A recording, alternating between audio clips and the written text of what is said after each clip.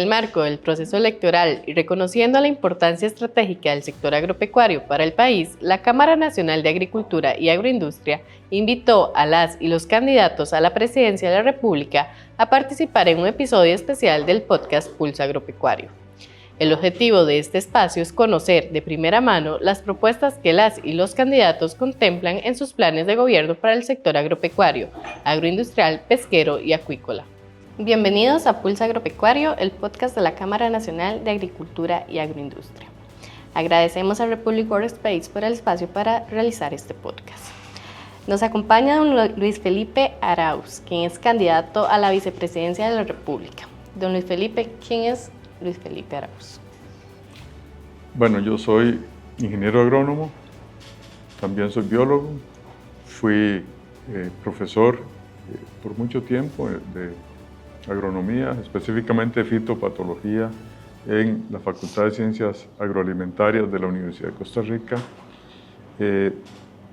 Fui director de escuela, fui decano de la facultad y pues me he desempeñado principalmente en la academia, excepto a partir del 2014, don Luis Guillermo Solís me hizo el honor de nombrarme como ministro de Agricultura y Ganadería, y ahí estuvimos durante todos los 4 años, pero siempre he estado ligado al sector agropecuario desde el ámbito de la investigación principalmente, trabajando mucho con diferentes sectores. Yo no era un investigador de laboratorio, ya más metido en el campo ahí con los productores, entonces digamos que no me resultó complejo la transición hacia el Ministerio de Agricultura porque ya tenía pues, bastante conocimiento de los diferentes sectores.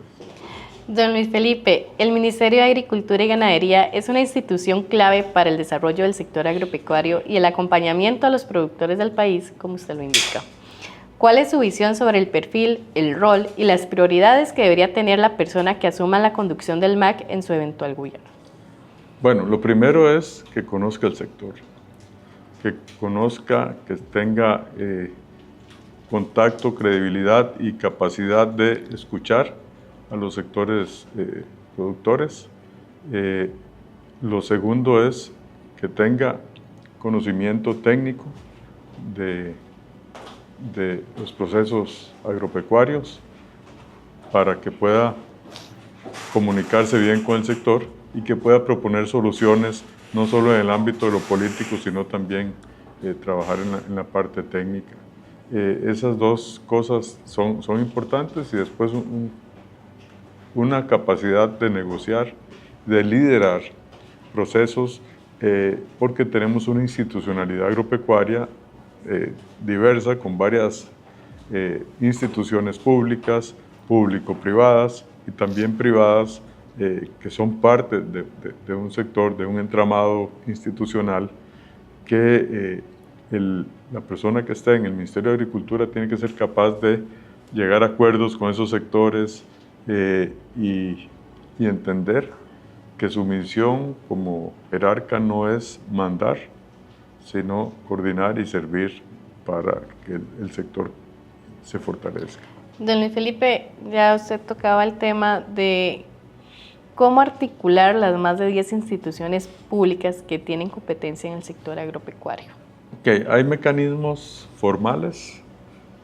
Está el Consejo Agropecuario Nacional, que es liderado por el ministro, pero están jerarcas de instituciones como el Consejo Nacional de Producción, el INDER, el INCOPESCA, el PIMA, el SENARA y otras, digamos, que dependen del MAC, pero tienen cierta autonomía, como el INTA, Servicio Fitosanitario del Estado, el SENASA, y luego también están las público-privadas, como las corporaciones, Corporación Hortícola, Corporación Arrocera, Corbana, Laica y Café, Corfoga, que son donde participa el gobierno, pero también los productores, y entonces con ellos hay que trabajar juntos.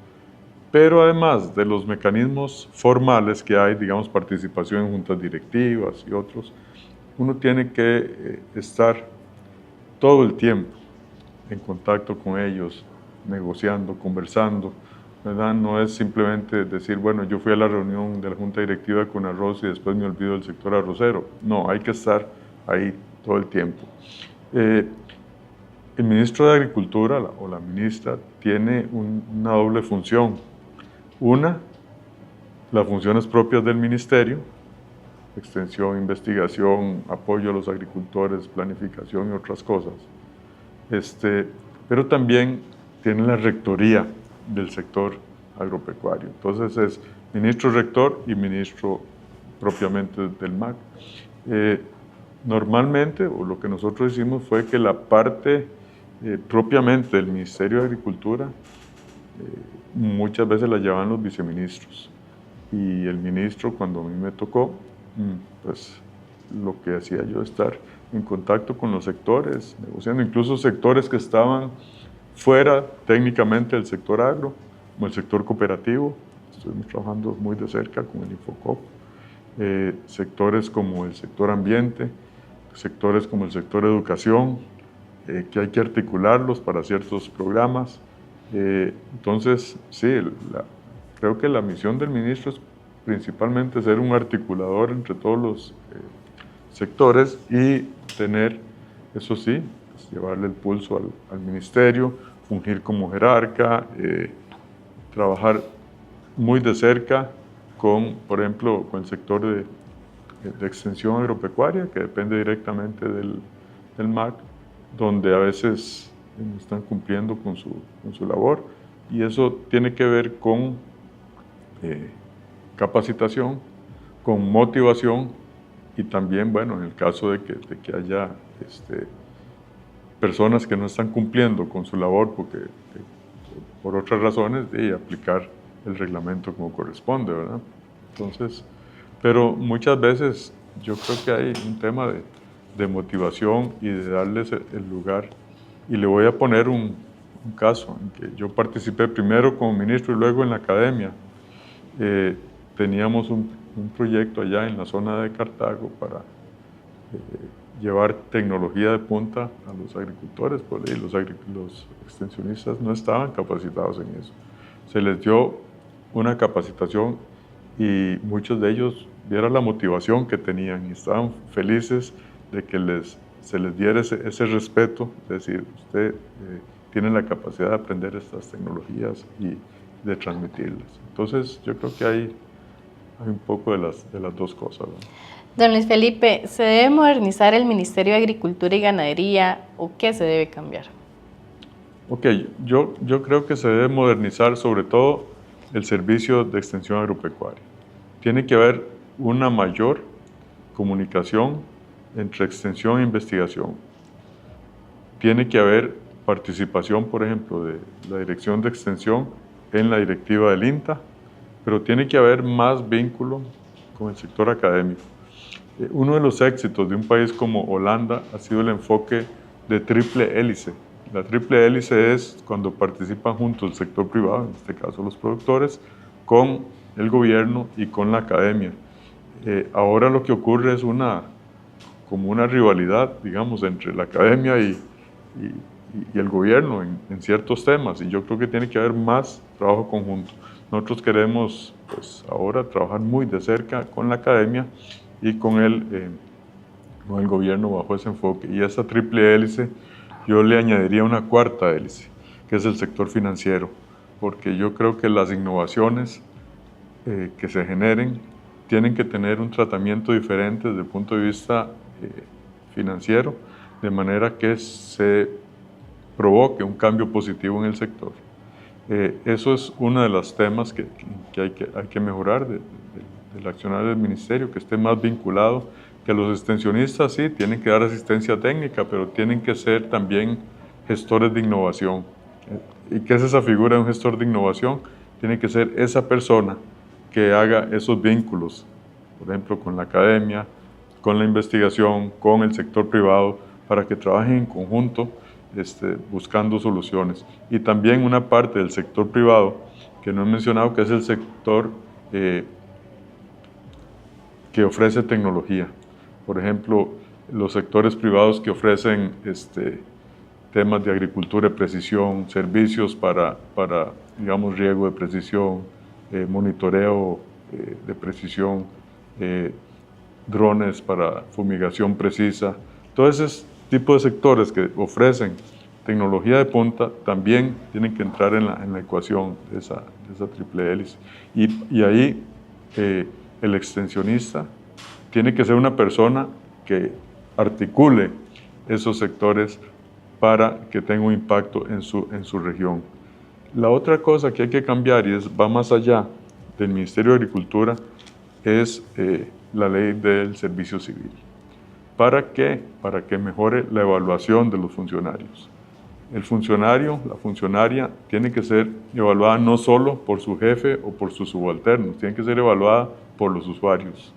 En el momento que los agricultores evalúen al extensionista que está ahí en la zona, por decir algo, papera, y si los productores de papa ni lo conocen, esa persona no está haciendo nada.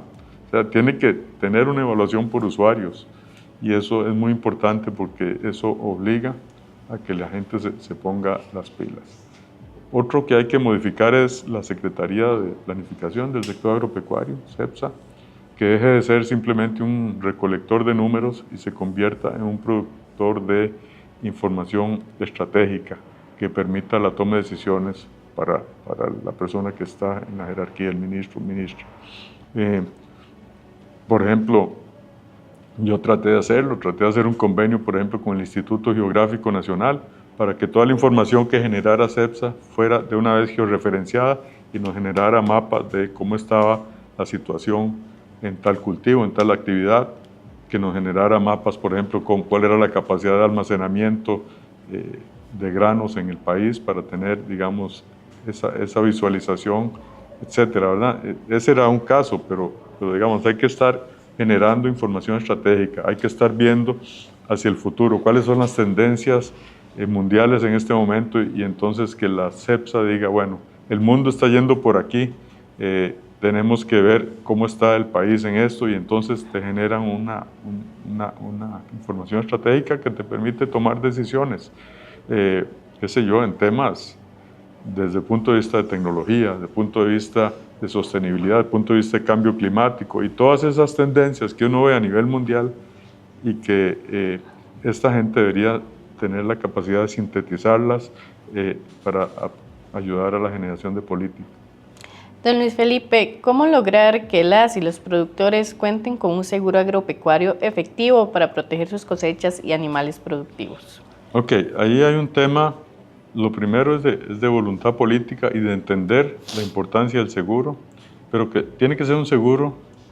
A ver, la queja con el seguro agropecuario es que es muy caro, y entonces la gente no se asegura para no pagar la prima. Necesitamos seguros que sean ágiles y que estén ligados a otros temas, sobre todo con el crédito, para que se estimule la adquisición del seguro. Porque el seguro funciona así: entre más gente se asegure, más barata es la prima. Así funcionan todos los seguros comerciales.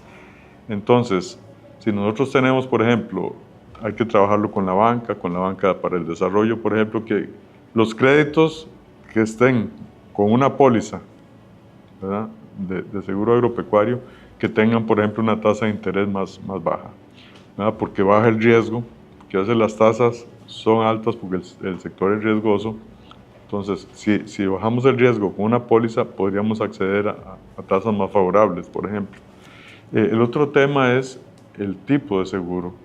Nosotros estamos pensando en avanzar hacia seguros que se llaman seguros indexados o seguros paramétricos, que son seguros que se activan con determinadas condiciones, digamos, climáticas o desastres naturales, entonces que le puedan decir, digamos, al ente asegurador, ya sea el INSS o sea uno privado, lo que sea, que con ciertas condiciones climáticas uno esperaría una pérdida de tanto en tal sector, qué sé yo. Si llovió tantos milímetros más de lluvia en tal zona cafetalera, eso representa una pérdida esperada de un 20%, entonces se le hace o sea, se le paga, digamos, el que tenga la póliza, se le paga ese 20%, ¿verdad? Se le indemniza por esa cantidad de acuerdo con un índice. Y eso es totalmente transparente, ya la persona sabe que eso es el índice y puede acceder a ese seguro. Y algunos, digamos, si el índice dice que tal condición de lluvia pierde un 20%, bueno, el que perdió 25%, digamos que no le fue tan bien, el que perdió 18 le fue mejor, ¿verdad? Pero esos seguros son automáticos y no necesita que vaya un inspector al campo a ver y hacer toda esa tramitología para que le paguen, sino que es prácticamente automático. Se tiene el registro meteorológico y se le paga la indemnización a la persona. Esos seguros paramétricos ya los están implementando en otros países. Yo he visto, por ejemplo, en Colombia que lo están haciendo con muy buen éxito. Incluso el panel intergubernamental para el cambio climático lo recomienda como una herramienta de adaptación al cambio climático, el uso de seguros paramétricos. Entonces, hay que fortalecer el tipo de seguro y también promover el seguro a través de su vinculación con el crédito, por ejemplo. Don Luis Felipe, ¿cómo lograr minimizar los altos márgenes de intermediación que tanto afectan a las y los productores nacionales? Ok, es complicado, digamos, en condiciones de mercado libre, lo que hay que buscar es que haya una verdadera definición de precios con base en oferta y demanda y no con base en los caprichos de los intermediarios. Tenemos que fortalecer mecanismos de compra directa a los agricultores, como las ferias del agricultor. Sabemos que hay mucho intermediario ahí metido y no estoy satanizando el intermediario, es que el comerciante es necesario. O sea, no necesariamente un agricultor sabe comerciar, pero en las ferias del agricultor se supone que es un mercado para los agricultores. Allá hay intermediarios puros y hay otros intermediarios que son agricultores y que le traen los productos al compañero, al vecino. Entonces hay que revisar eso con lupa. El otro sistema de compra directa a los productores es el programa de abastecimiento institucional del Consejo Nacional de Producción. La idea es muy buena y ha tenido impacto positivo, pero hay que mejorar la gestión, sobre todo el pronto pago, buscar mecanismos para que al agricultor se le pague pronto y no que tenga que esperar 3, 4 meses para que le paguen o más, ¿verdad? Porque no se vale, ¿verdad? Entonces, pero eso es un tema de gestión que hay que buscar cómo arreglarlo y creo que hay mecanismos para hacerlo. Y luego el otro mercado grande es el mercado del Senado y a mí me parece que ahí el Senado hay que intervenirlo. Hay que ver qué es lo que está pasando ahí porque los agricultores se quejan de que llegan ahí y prácticamente se los comen vivos, ¿verdad? Entonces hay que ver cuáles son los mecanismos para transparentar ese mercado, para que realmente el precio se defina con base en oferta y demanda, como dicen, digamos, las leyes del mercado, y no con base en, digamos, caprichos de los intermediarios y la gente que está ahí, ¿verdad? Que no necesariamente hay mecanismos transparentes. Por ejemplo, hemos hablado con la Escuela de Economía Agrícola de la UCR y ellos plantean un mecanismo de subastas, como se tienen, por ejemplo, en España, donde ya lo tienen hasta electrónico el mecanismo para transparentar el mercado. Entonces, todas esas cosas las estamos explorando. Eso, bueno, ¿verdad? Y en la medida que esos mercados vayan funcionando mejor para los agricultores, otros grandes mercados, como los supermercados, tendrán que ponerse las pilas y trabajar con más eficiencia. Y una cosa me parece muy importante es concientizar al sector consumidor para que apoye a la producción nacional.